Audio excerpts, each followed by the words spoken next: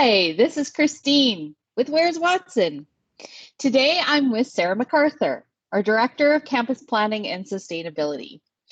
We've just completed at Red River College the Commuter Challenge, and I participated for my first time by riding my bike to work, and it took me about half an hour each way. So it was really a great experience, and I got my cycling map from the security office, and I planned my routes, and I had actually practiced with her last year, so that we got to ride together and she could show me the safe way to get to and from work. So I was really happy to participate this year.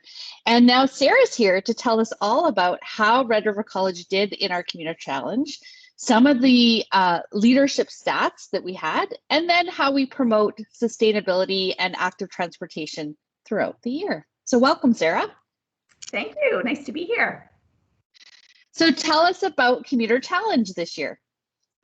Commuter Challenge is a nationwide sustainable transportation competition. And so it really recognizes that emissions from the transportation sector are significant. So for this 1 week, it's a fun and active way that we can encourage all staff who are normally commuting to and from work to participate in a more sustainable way.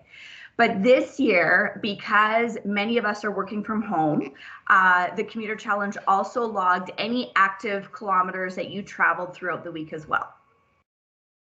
And I noticed that it also logged when you were working from home.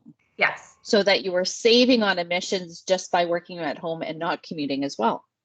Exactly, it does. So about half of our collective kilometers were commute avoidance from telecommuting, teleworking, and then half were active kilometers. That's great. So how did we do, Sara?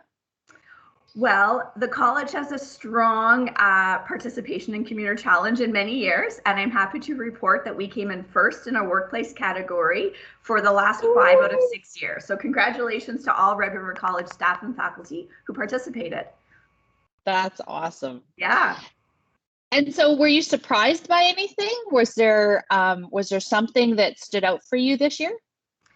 I want to give a couple of shout outs to some participants who did remarkably well.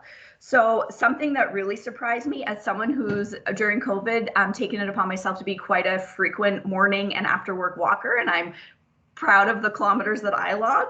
I really should give a shout out to Debbie Miller, who logged 164 walking kilometers throughout the challenge. So wow. That really surprised me. It impressed me and it motivated me to do more because Debbie did amazing. And then Mike Poitras, who logged 336 cycling kilometers. I know Fred is an active cyclist, but he should look to Mike and get some inspiration to keep going as well. That's awesome. Well, congratulations to Mike and to Debbie. That's amazing. Yeah, totally.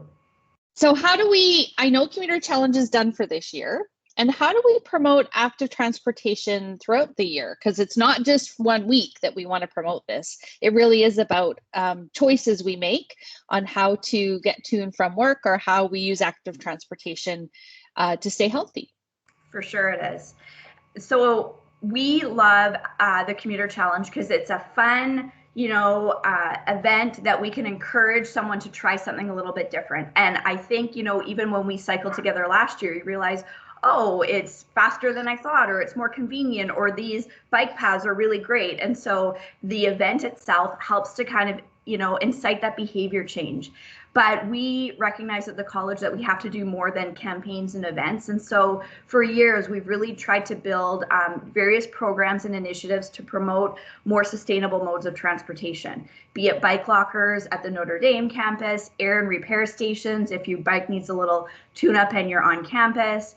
We are one of the only employers that offers such a heavily subsidized monthly bus pass, which we should all be really proud of. And a lot of, more than half of our staff downtown in particular take the bus to work. So all of those things we do are important to help, provide incentives and programs in place to support that behavior change for our staff.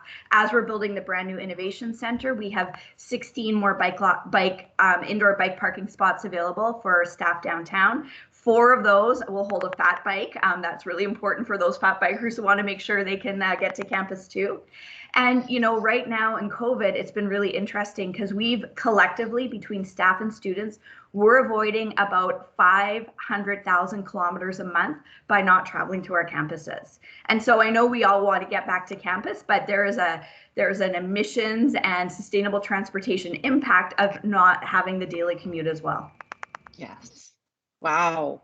Well, thank you very much, Sara, for joining me today, for talking about Commuter Challenge, but also reminding us that it really is a year-long commitment. It's that we really should be looking to active transportation to make sure that we're reducing our emissions, but also to make sure that we are staying healthy, both mentally and physically. So thank you very much for joining me today and for being such an inspiration to me and encouraging me to embrace Commuter Challenge and keep it going. Well, thank you. And I want to thank you for participating. And so you logged, I don't know if you know this, 66 kilometers biking to and from work and 12 walking kilometers. And thank you to you and all of leadership for participating and for really showing that sustainable transportation is an important part of what we can all do. And I hope that your leadership group had some fun doing that as well.